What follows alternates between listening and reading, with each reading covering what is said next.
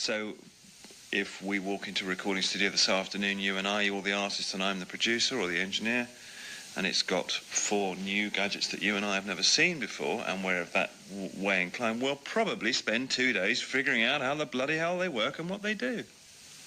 And we'll probably, for example, computer mixing, which was supposed to be the great revolutionary thing of our age, and I think possibly some people may still think so. I personally disagree with it entirely.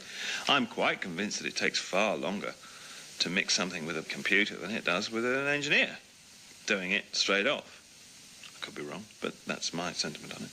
And that came about as a result of some bright spark thinking, well, let's give them a bloody computer. It'll cost them an extra 200,000 or whatever, and they'll all want one.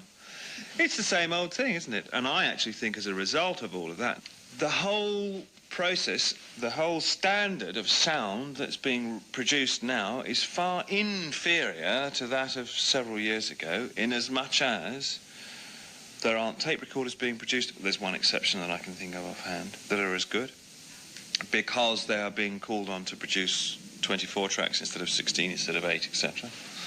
Well, there's always some sacrifice made, and it's usually in the area of quality of sound. I'm not talking about being quiet or not quiet, or distortion factors. I'm talking about in what I know as musical sound.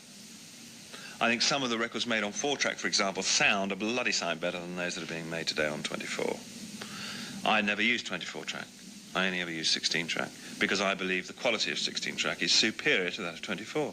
I don't need 24 tracks. Nobody, in my opinion, needs to use 24 tracks. I'm very, very against it.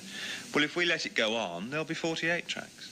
And there'll be another, oh, we're terribly sorry it doesn't sound quite as good, but you have got 48 tracks, and you will now take 10 years to make a record instead of 2. Advocates of the latest equipment and techniques, and that includes digital recording, will argue that it can produce a more perfect product. But even that is not something that can be relied upon to pull the recording industry out of its present parlous state. Rather, the reverse. Nonsense. It's all nonsense. It's all gone too far. People who've started in the last few years have acquired a new method of making records, whereby, for example, the individual instruments are recorded one at a time, or very basic rhythm sections put down, or maybe a drum loop's used, or whatever else. Okay.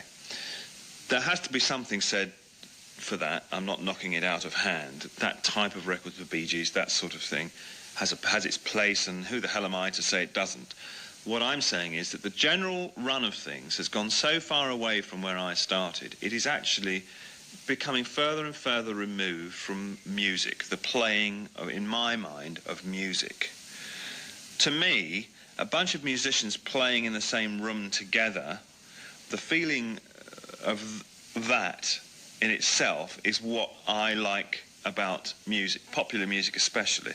To oversimplify it, if you like, the adrenaline rush that Jimmy Page would give John Bonham, or Eric Clapton would give Henry Spinetti, or whoever else he's working with, when he plays a note or a lick or whatever else, and the rest of the rhythm section, and therefore everybody is going to react to it in some way.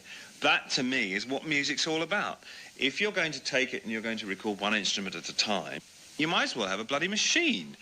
Because obviously, once the first thing's been laid down, whatever it is, and it very often is a metronome, whoever's playing is playing with it and actually not actually affecting what's preceded in any way. It can't, other than adding to it. It's not affecting the feel of it. And feel is very much what it's all about. I'm sorry, I'm oversimplifying it to prove a point. I personally think, in other words, that records should be made with the more the merrier playing on the basic track. So if I'm recording a group, I want everybody playing on it, and I don't even want to hear somebody saying necessarily, well, there's a guitar solo on this, I'd rather put it on later. Unless there's a really good reason for it, it's stupid to put it on later. Once you put a guy in a studio to do an overdub, his whole attitude, his whole thing changes. Everybody's does. You immediately are thinking about that one thing and nothing else, and it's just like taking out the biggest magnifying glass and whacking it on that one instrument for the duration, which, if you consider it, is nonsense. Because those who are going to be listening to the record in the end really don't care one way or the other. It becomes an ego trip, totally, invariably. Yes, perfection is wonderful, more power to it, but there has to be a line drawn somewhere.